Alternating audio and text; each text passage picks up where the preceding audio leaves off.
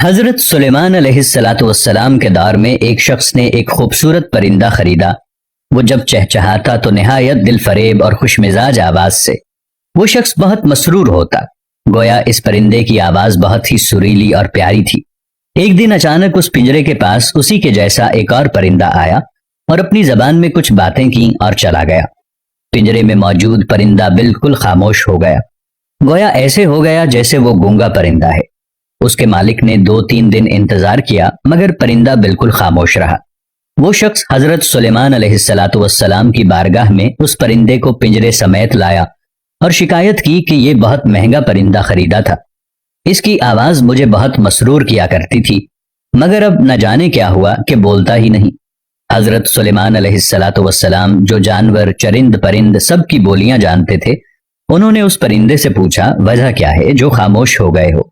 وہ پرندہ عرض گزار ہوا، اے اللہ کے برحق نبی، یہ شخص سمجھتا ہے کہ میں خوش ہو کر چہچہاتا ہوں، مگر حقیقت یہ ہے کہ میں دیگر آزاد پرندوں کو دیکھ کر روتا ہوں کہ اے کاش میں بھی آزاد ہوتا تو کتنا اچھا ہوتا، مگر یہ میری زبان تو نہیں سمجھتا، تو خیال کرتا ہے جیسے میں بہت خوشی سے گنگنا رہا ہوں۔ پھر ایک دن میرا ایک ہم جنس میرے پاس آیا اور کہا، یہ شخص تیری زبان نہیں سمجھتا بلکہ سمجھتا ہے کہ تو بہت سریلی آواز کے ساتھ خوشی خوشی چہچہا رہا ہے۔ اگر تم اس کی قید سے آزاد ہونا چاہتے ہو تو رونا چھوڑ دو، بولنا، فریاد کرنا چھوڑ دو کہ اس پر تمہارے الفاظ اثر ہی نہیں کرتے، کیونکہ یہ تمہارے درد کو کچھ سمجھ ہی نہیں سکتا۔ بس پھر کیا تھا، میں تب سے خاموش ہو کر صبر کر رہا ہوں۔ حضرت سلیمان علیہ الصلاۃ والسلام نے اس شخص سے کہا کہ پنجرہ کھول دو اور اس کو آزاد کر دو، کیونکہ اب یہ پنجرے میں کبھی نہیں بولے گا۔ اس شخص نے کہا، اگر اب یہ خاموش ہی رہا تو بلا وجہ اس کو رکھ کر میں کیا کروں گا؟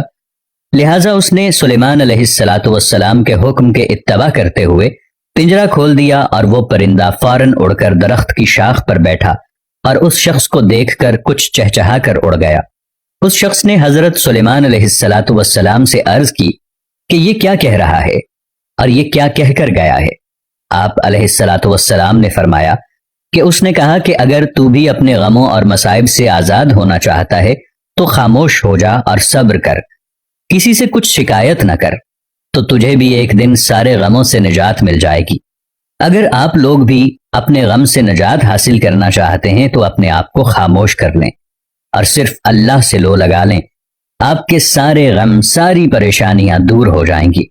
حضرت سلیمان علیہ الصلاۃ والسلام کی حکمت عملی نے شخص کو ایک نیا سبق سکھایا۔ اس نے سیکھا کہ خوشی صرف ظاہری چیزوں میں نہیں ہوتی بلکہ اسے اندر سے تلاش کرنا ہوتا ہے۔